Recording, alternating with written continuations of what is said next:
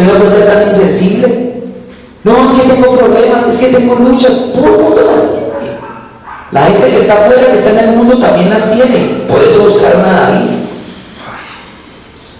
Se volvió jefe de ellos. ¿Por qué lo siguieron? Versículos 3 y 4. ¿Cuál de ellos? Él hizo fue David amistad de Moab y dijo al rey de Moab: te ruego que mi padre y mi madre se queden con vosotros, hasta que sepa lo que Dios hará de mí. Nos trajo pues a la presencia del rey de Moab, y habitaron con él todo el tiempo de David, que David estuvo en el lugar fuerte. Siguiente punto, diga conmigo: ofrendó su familia. Ofrendó su familia. Y buscó la voluntad de Dios. Buscó la voluntad de Dios. Bendecidos o regañados. Bendecidos. David le dio un tiempo a su familia, pero no dejó que la familia fuera una distracción para el llamado. ¿Cuánta gente ve uno que su mayor obstáculo o su mayor excusa para no hacer la obra de Dios es la familia? Es que mi familia, pastor. David tenía la presión de que tenía 400 hombres que lo seguían. Y él sabía por la palabra profética que Dios le había dado que no iban a ser 400, sino que iban a ser miles. Porque él iba a ser el rey de toda la nación.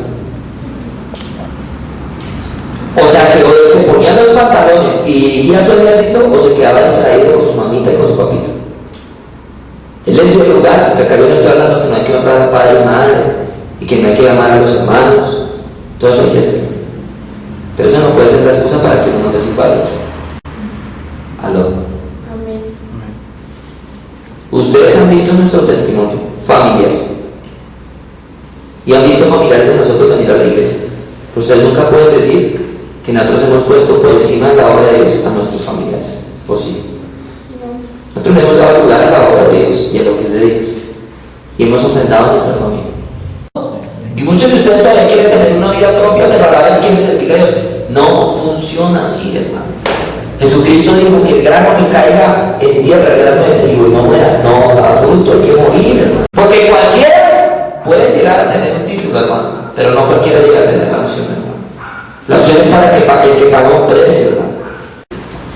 Porque todos piensan en acá, la mayoría de las personas tienen la inclinación en su mente a pensar que yo sí voy a hacer lo que tengo que hacer si todo está a mi favor. Les quiero preguntar por qué. Porque la gente tiene una mente de facilistas. Los mejores cargos, a los que más les pagan plata en las empresas, son a los que solucionan mayores y grandes problemas. A las personas que Dios va a usar grandemente son las personas que están dispuestas a solucionar grandes problemas. David tuvo que seguir sirviendo a Dios y soltar a su familia. Puede ir tomar el reinado o quedarse chillando con su familia, o levantarse y gobernar. Acabó 2 etapas con la familia de David que quiero que usted las aprenda. La primera fue el rechazo, que es cuando la gente le da la espalda al que busca los sueños de Dios. La siguiente es cuando la gente viene y se acerca. Estoy viendo el versículo 5. Dice: David oyó al profeta de Dios y cumplió el propósito divino. Usted puede leer acá. Dice el último versículo: pero el profeta Gad dijo a David: no te quedes en este lugar fuerte. Y no te quedes en este lugar. No te quedes en este lugar. Anda y vete a tierra de Judá. Entonces partió David y entró en el bosque de Harem. Aunque David estaba en un lugar fuerte, en un lugar cómodo, Dios lo incomodó. Y Dios le dijo: salgas allá.